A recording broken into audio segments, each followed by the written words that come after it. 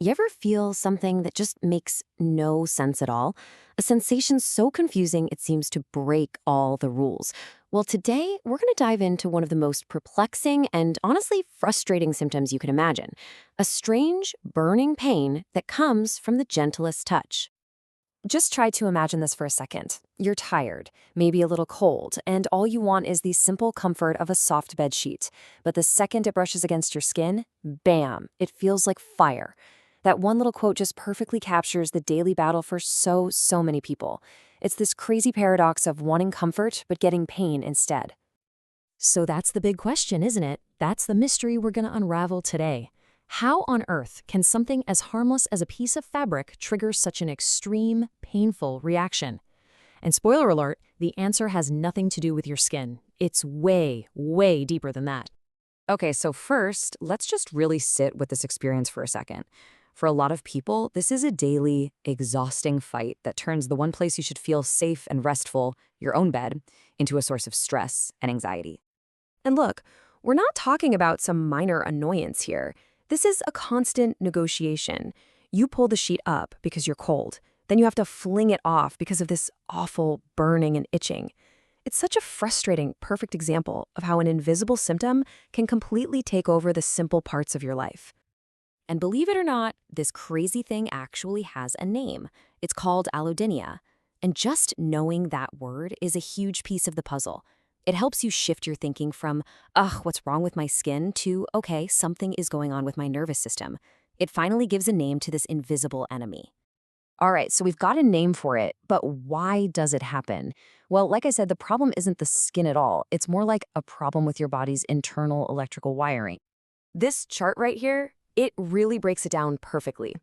What you're feeling is your skin being on fire, but what's really happening is a totally crossed signal.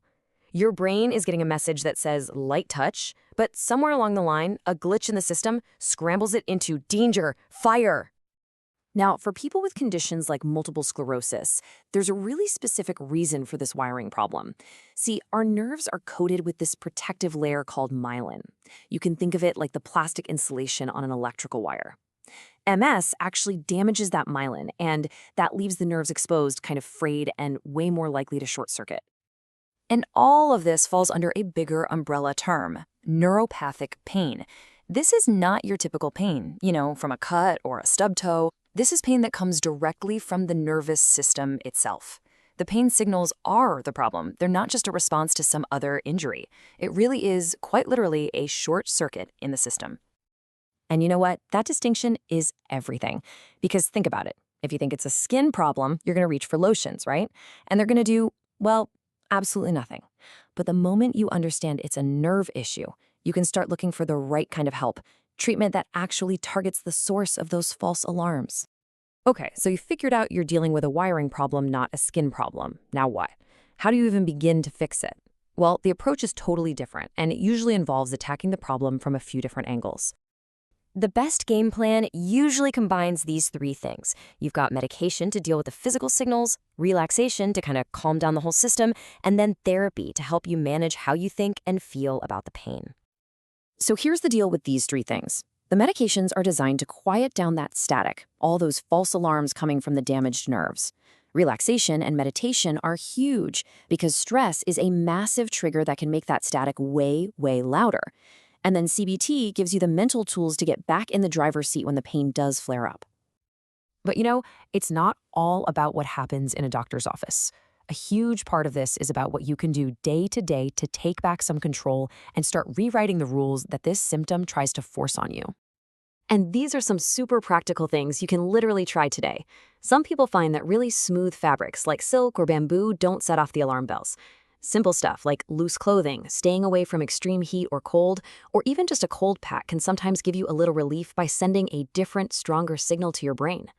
But honestly, maybe the most powerful tool in your entire toolkit has nothing to do with your skin at all. It's all about what's going on up here, in your mind. It's about the story you tell yourself when that feeling hits. So think about it. The second that burning feeling starts, what's your gut reaction? It's probably panic, right? Your brain just screams, fire, and your whole body tenses up. And that's a totally normal reaction, but it just feeds this cycle of fear and can make the whole experience even worse.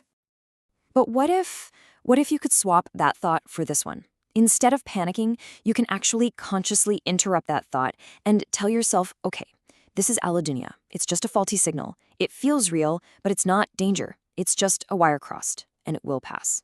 See what's happening there?